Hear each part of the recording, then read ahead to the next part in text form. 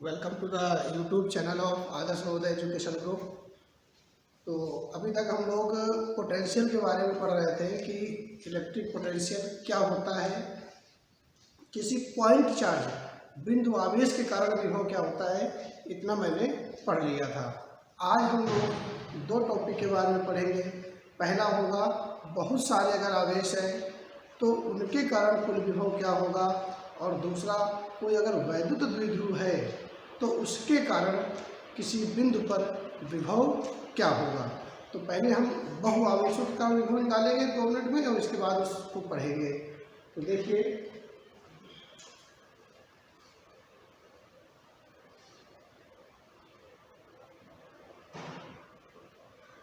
बहु आवेशों के कारण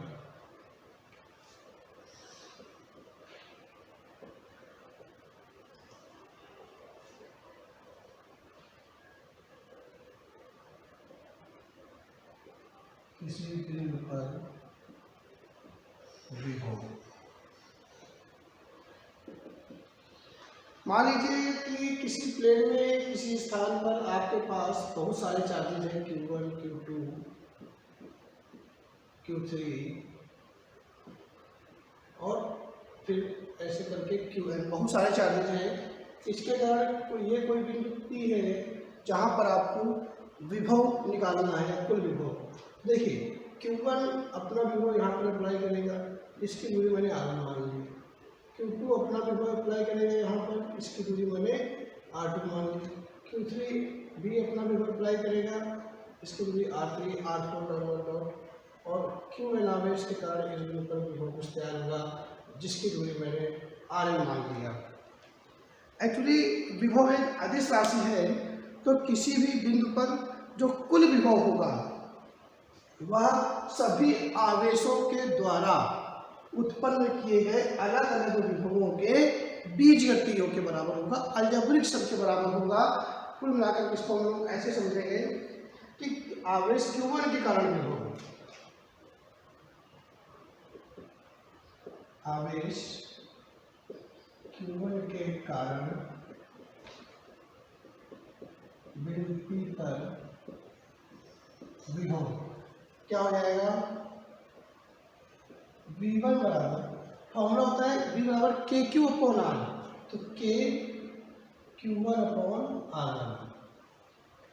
आवेश Q1 के कारण बिंदु P पर विभव कितना होगा, तो K Q1 अपॉन R1 हो जाएगा, इक्वेशन फर्स्ट। इसी प्रकार Q2 के कारण बिंदु P पर विभव V2 बराबर हो जाएगा K Q2 upon R2, question number second. Q3 के कारण V3 बराबर K Q3 अपॉन R3। इसी प्रकार Qn के कारण विभव Vn बराबर हो जाएगा K Qn अपॉन Rn। अतः बिंदु P पर जो कुल विभव होगा वो इन सभी विभवों के अदिश योग के बराबर होगा, अलजेब्रिक सम के बराबर हो जाएगा, बीजगणितीय योग के बराबर। अतः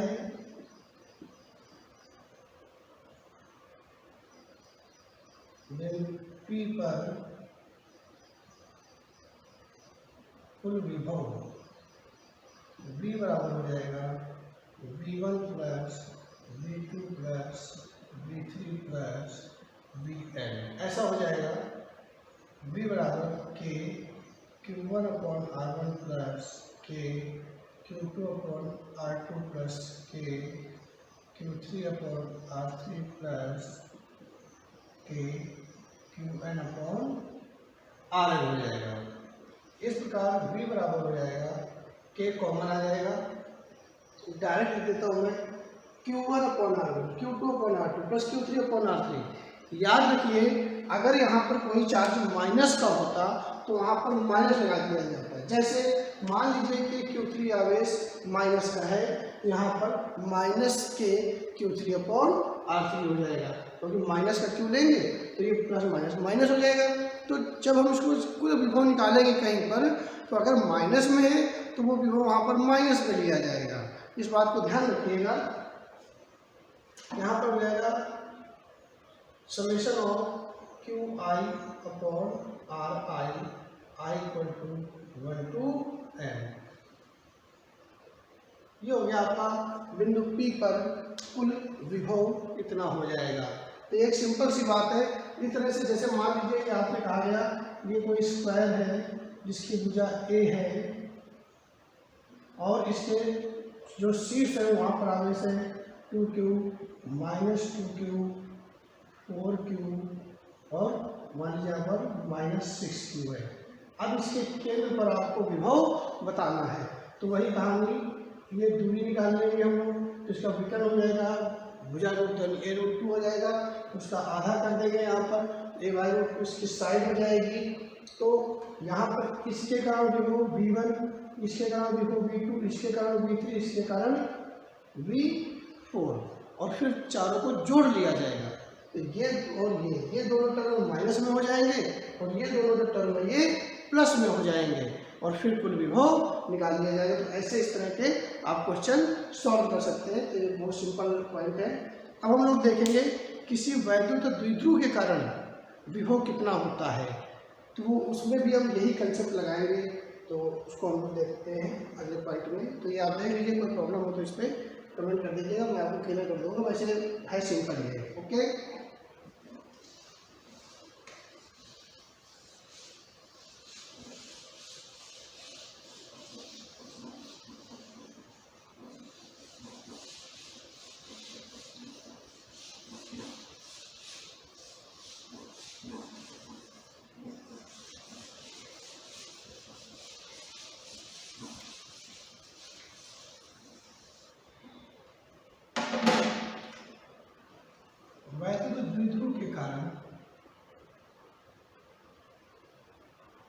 वैद्युत द्विध्रुव के कारण किसी बिंदु पर विभव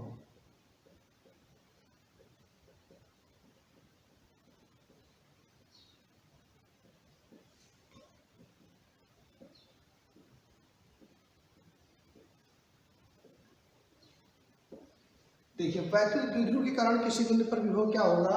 तो बहुत सिंपल सी बात है, हम लोग किसी पॉइंट पर निकाल लेंगे और फिर उसी से थीटा की वैल्यू अलग अलग लेकर के अक्ष और निरक्ष प्रतियोगिता विभव ज्ञात कर लेंगे। तो मान लीजिए आपके पास ये कोई एक वैद्युत द्विध्रुव AB है, इसके A सिरे पर प्लस क्यू आवेश है और B सिरे पर माइनस क्यू आवेश है।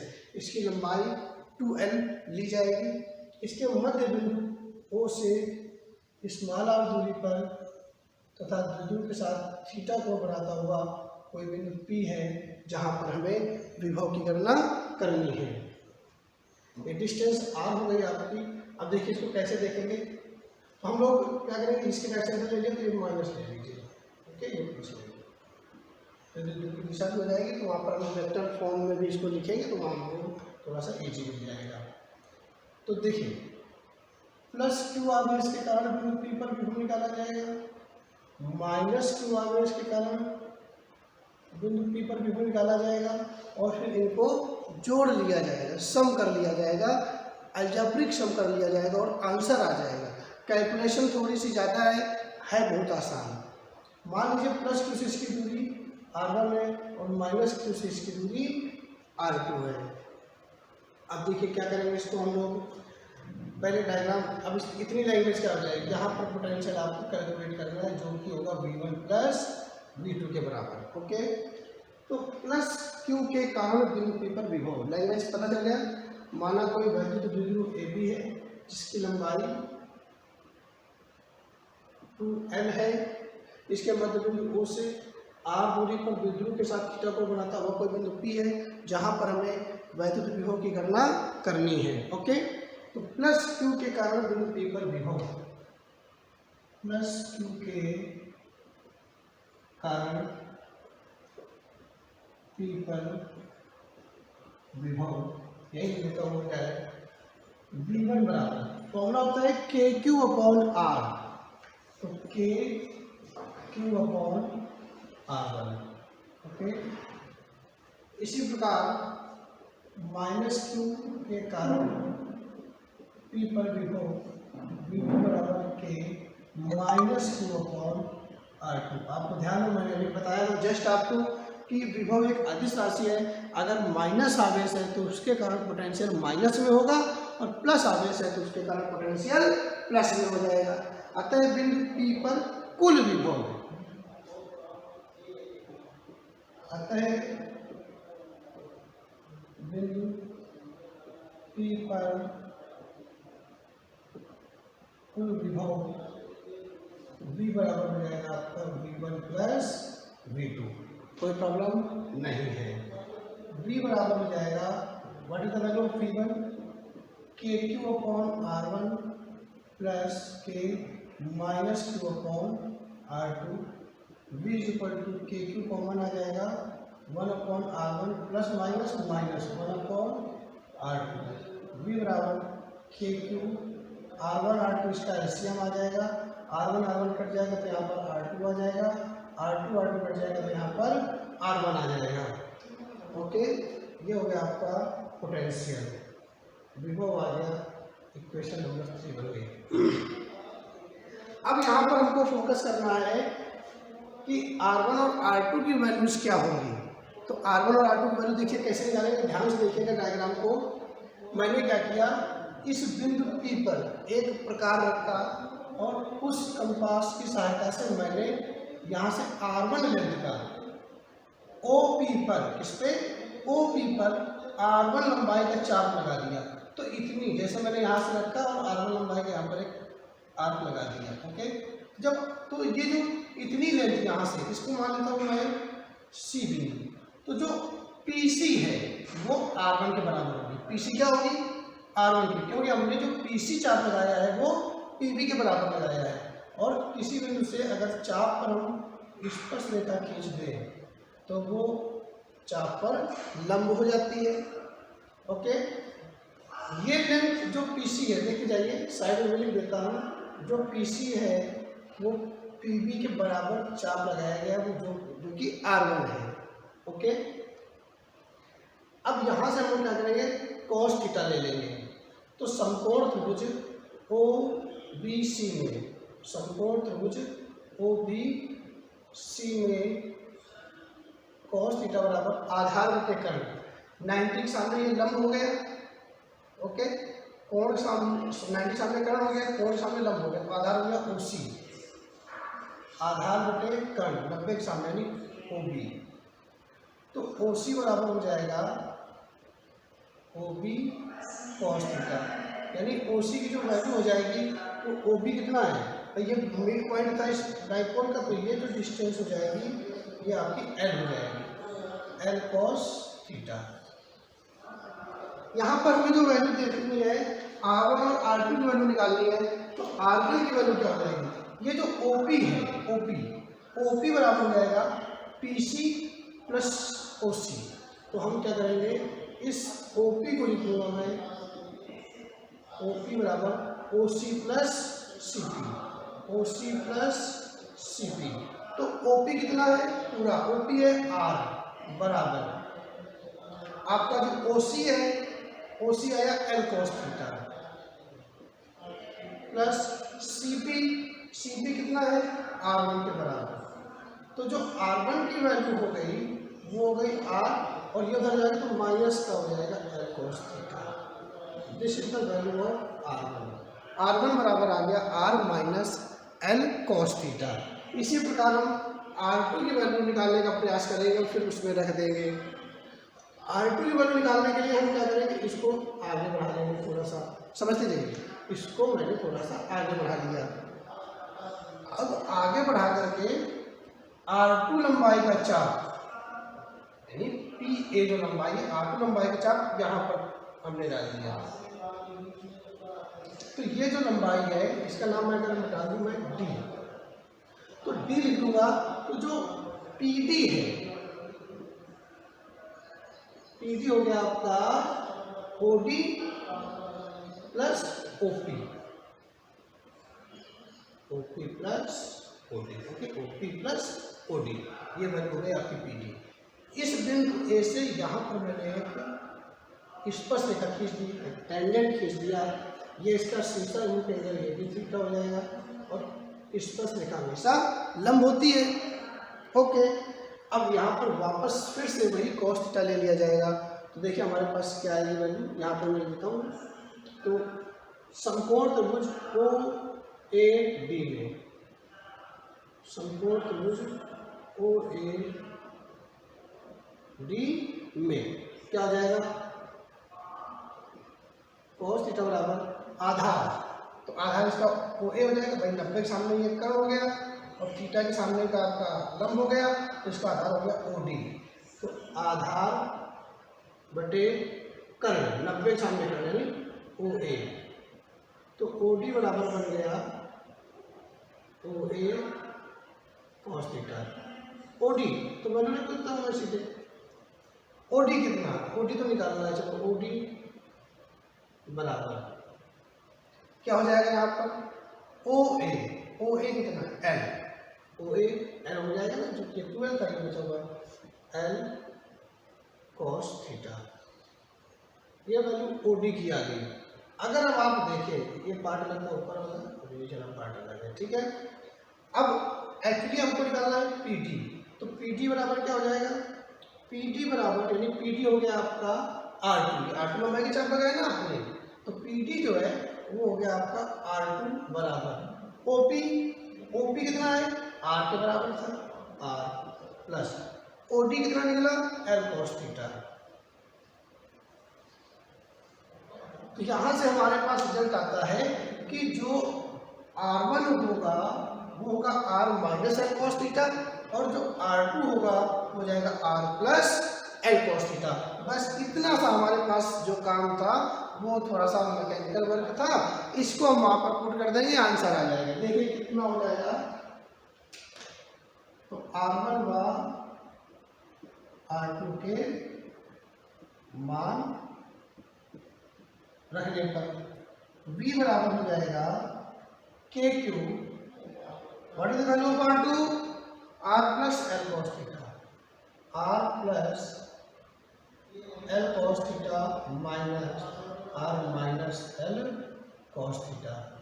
समझ में आ गई बात, R1 की वैल्यू लिख दिया मैंने R minus L cos theta whole upon R1 की वैल्यू R minus L cos theta, R minus L cos theta multi R2 की वैल्यू R plus L cos theta.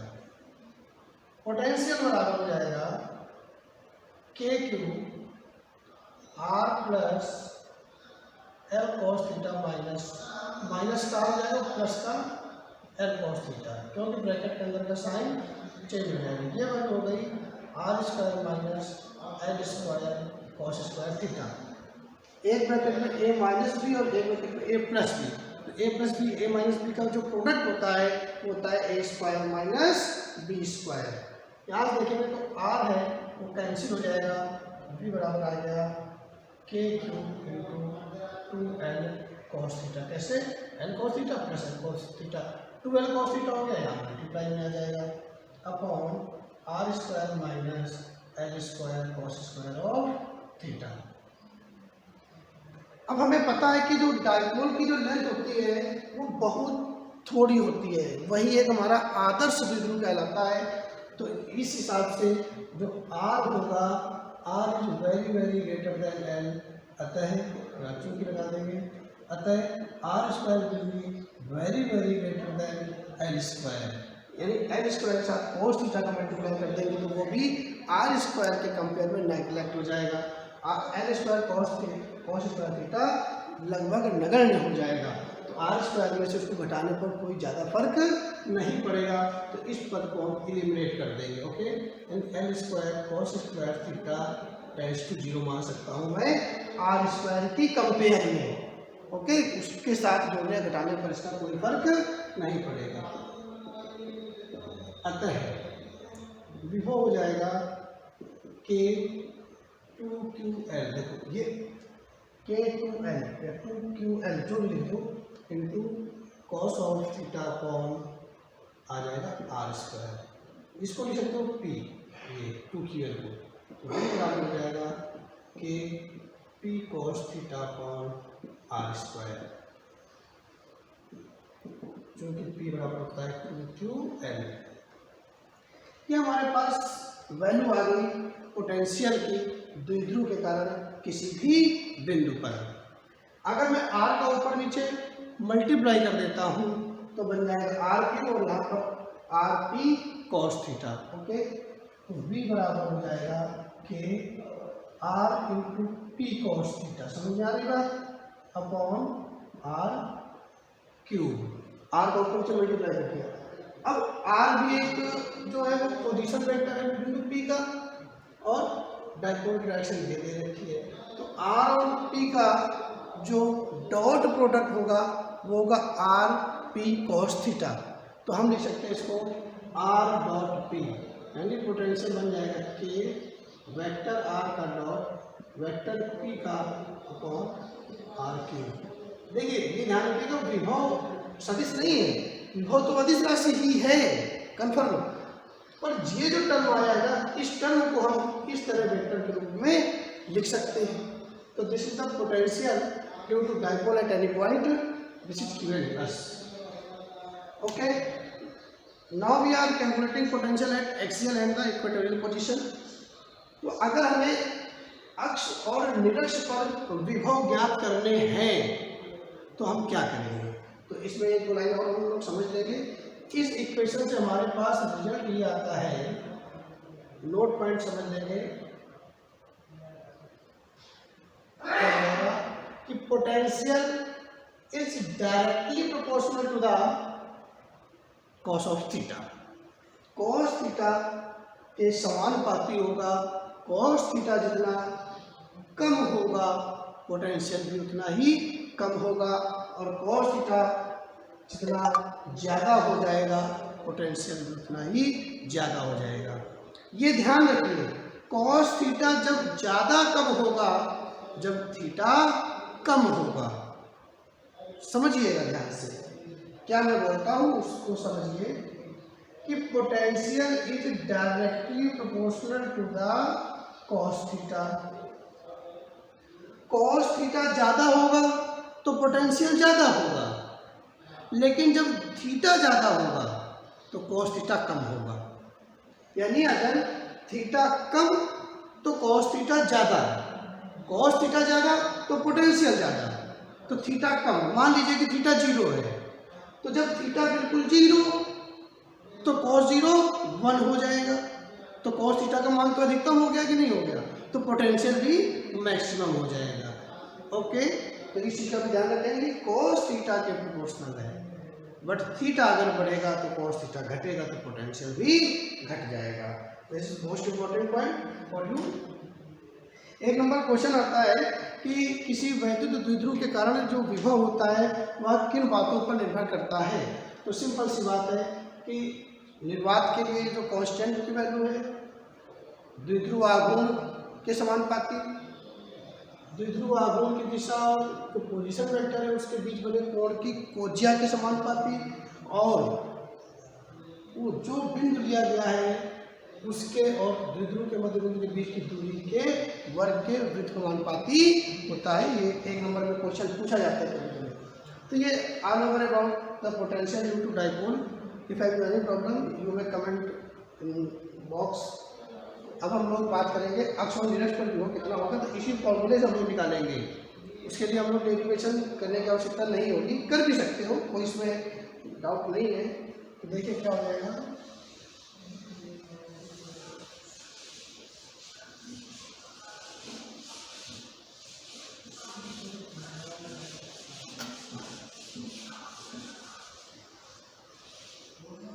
तो अक्ष पर विभव पहला पॉइंट है,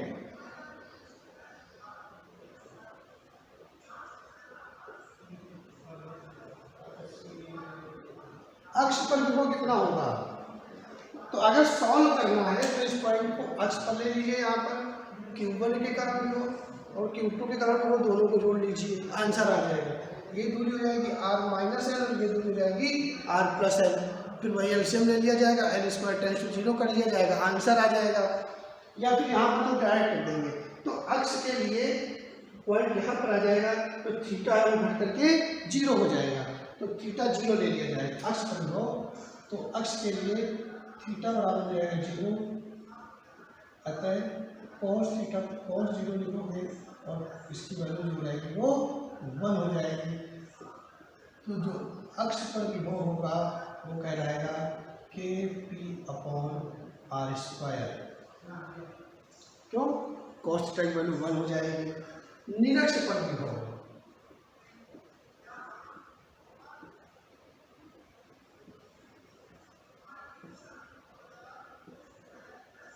अगर आपको कैलकुलेट करना है तो निरक्ष पर विभव यहाँ पॉइंट लोगे, ठीक है ना, तो प्लस के कारण विभव निकालोगे k/r, आर दूरी ये हो जाएगी, और इसके कारण निकालोगे तो k/r ये दूरी हो जाएगी।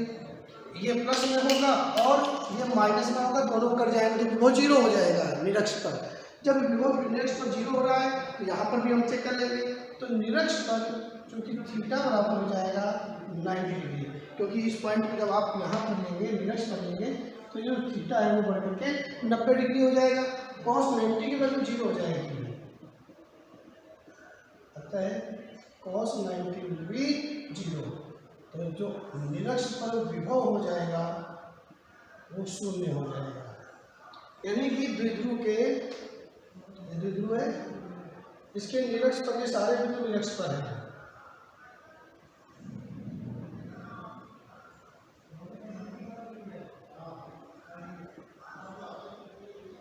तो यहाँ पर कहीं पर भी विभव निकालोगे तो विभव की वैल्यू 0 आएगी, इस तरह से कहीं निकालोगे। तो एक तरह से देखा जाए तो इस पॉइंट पर हर एक बिंदु पर विभव है वो समान मिलता है, या यूँ मानो कि 0 मिलता है। तो ऐसे पृष्ठ को हम समविभव पृष्ठ कहते हैं, जिसकी जानकारी हम लोग अगले टॉपिक में लेंगे। तो ये आपके अक्ष और निरक्ष पर और किसी बिंदु पर विभव का फॉर्मूला हो गया। जो कोई प्रॉब्लम है तो कमेंट बॉक्स में डालिएगा, और आप अगर से या प्रैक्टिस में अक्ष पर और निरक्ष पर अलग अलग विभव हल करना है कॉपी में। उसमें अगर कोई प्रॉब्लम आती है कि सर हमको अक्ष पर या निरक्ष पर नहीं आ रहा है, तो उसको कमेंट बॉक्स में डालिए, तो उसका एक छोटा सा वीडियो या उसकी एक फ़ोटो हम लिख करके आपको डाल देंगे इसमें कमेंट बॉक्स में। ओके, तब तक के लिए धन्यवाद, थैंक यू।